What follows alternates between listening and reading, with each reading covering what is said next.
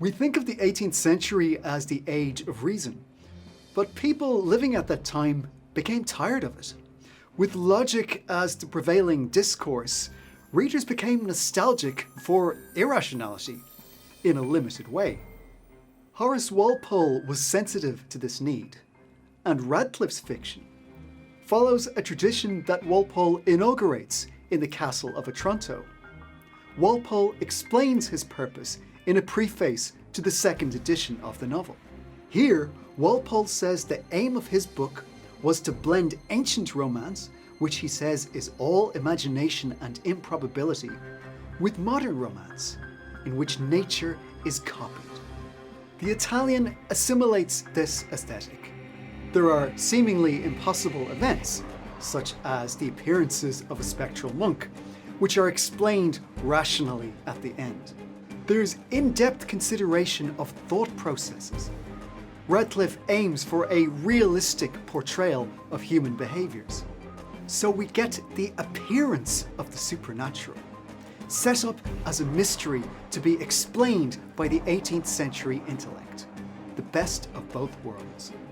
Radcliffe sets the novel in a place that to her seems utterly irrational, Italy.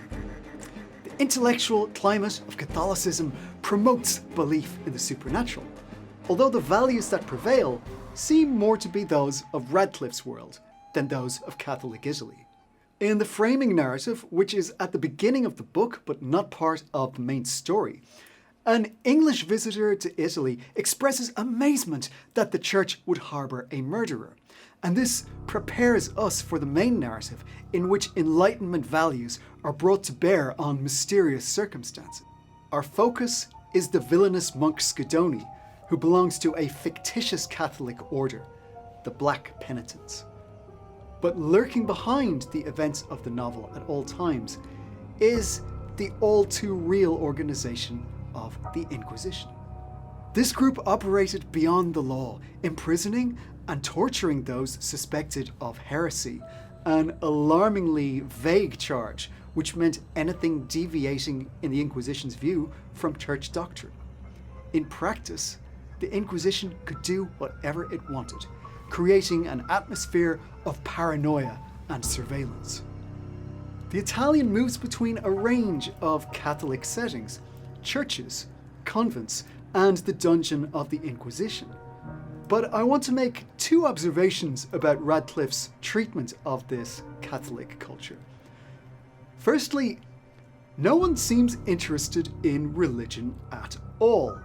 The Inquisition is obsessed with wrongdoers, but nobody in the novel talks about specifics of Catholic belief, the miraculous, matters of faith, even about the existence of Christ.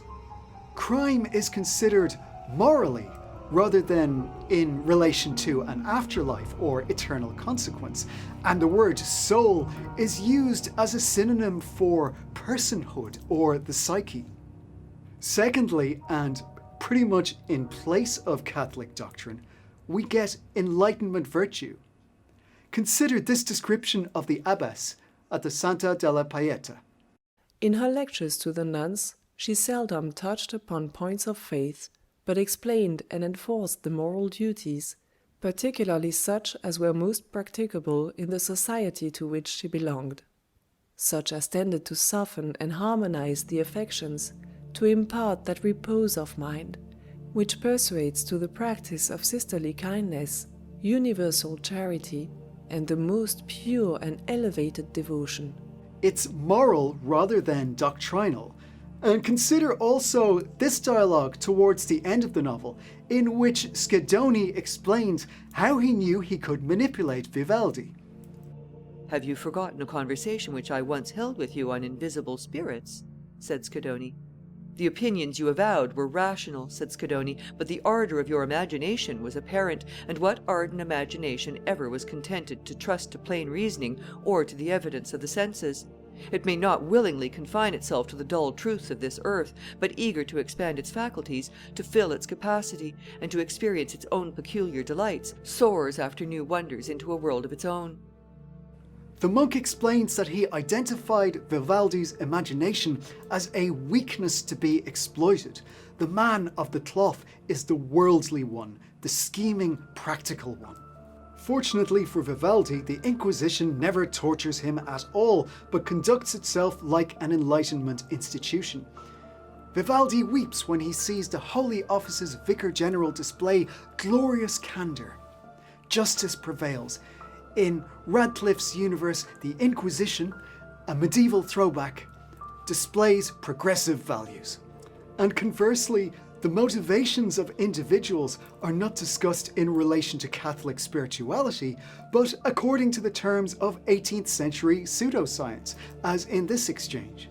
He appeared to be between 40 and 50, was of a grave and observant physiognomy, and of manners which, though somewhat austere, were not alarming. Physiognomy is what we now call a pseudoscience or a fake science. It purported to classify people based entirely on their physical features. Physiognomy was enjoying a revival in the 18th century. The word recurs in Radcliffe's novel. And so the scientific belief of her time replaces the Catholicism of her setting.